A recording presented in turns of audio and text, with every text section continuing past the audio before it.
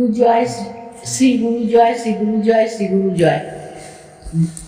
আমি যে আজকে গুরু কথাটা বলবো, সেই গুরু কথাটায় ভগবান দাদু দেখিয়ে দিয়েছেন গুরুর আদেশ কিভাবে মানতে হয়। গিরিধারীলাল, আমার কুলদেবতা গিরিধারীলাল জিউর চরণে এবং ভগবান দাদুর রাতুল চরণে অনন্ত কোটি প্রণাম জানিয়ে আমি আমার গুরু কথা শুরু করছি। কোকিলামুখ আসামে কোকিলামুখ আশ্রমে অবস্থানকালে শ্রী গুরু নিগমানন্দ সরস্বতী মহারাজ একবার তার প্রিয় শিষ্যদের মধ্যে 3 জনকে আদেশ দেন যে নাভি পর্যন্ত জলে নিমজ্জিত করে 1 বছর তারা প্রাতঃকালীন জপ তপ ইত্যাদি করবে। 3 জনেই আনন্দে সম্মত হলে, কিন্তু এই আদেশের কঠোরতা উপলব্ধি করে জনপ্রিয় প্রাচীন ভক্ত শ্রী গুরু নিগমানন্দকে বললেন, ওরা যখন পরিব্রাজক অবস্থাতেই তীর্থ দেশ ভ্রমণ করবে তখন এমন স্থানেও যেতে হতে পারে যেখানে নাভিমণ্ডল পর্যন্ত নিমজ্জিত করার সুযোগ নেই। তখন কি করবে? তার উত্তরে গুরু নিগমানন্দজি বললেন, গুরুর আদেশই শেষ কথা,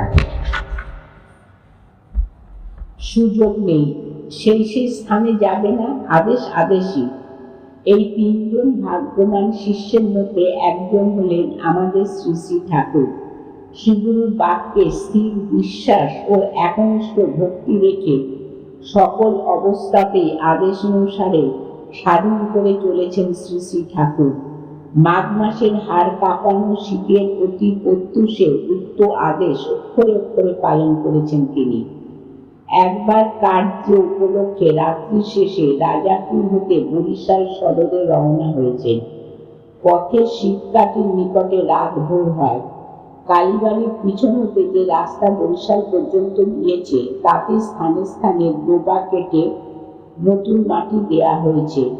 তার মধ্যে একটিতে একটু বেশি জল, বৃষ্টি হওয়াতে জল একটু বেশি জমেছিল।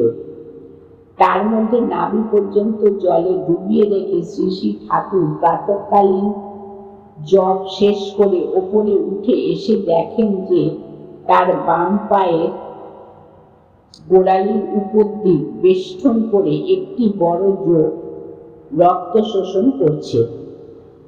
মাঠে কয়েকজন মুসলমান কৃষকও ওই অবস্থা দেখে দৌড়ে এসে যোগটার মাঝ বরাবর একটি লাঠি ভরে যোগটাকে ছাড়িয়ে দিল এবং অসম্ভব রক্তপাত হচ্ছে দেখে ক্ষতস্থানে তামাক দিয়ে বেঁধে দিলেন। শ্রী শ্রী ঠাকুর এই ঘটনা তার অপর গুরু ভ্রাতাকে জানিয়ে সাবধান করে দিলেন, মানে বললেন যে তোমরা ওখানে বসে করো না, ওখানে খুব যোগ রয়েছে। সেই গুরু ভ্রাতা উক্ত পত্র শ্রী গুরু নিগমানন্দকে দেখাতে তিনি তখন ঠাকুরের নিকটে পত্র দিয়ে জানাইলেন যে এইভাবেই প্রাতঃকালীন জপ তপ করতে হবে, মামুল এইরূপ আর হবে না।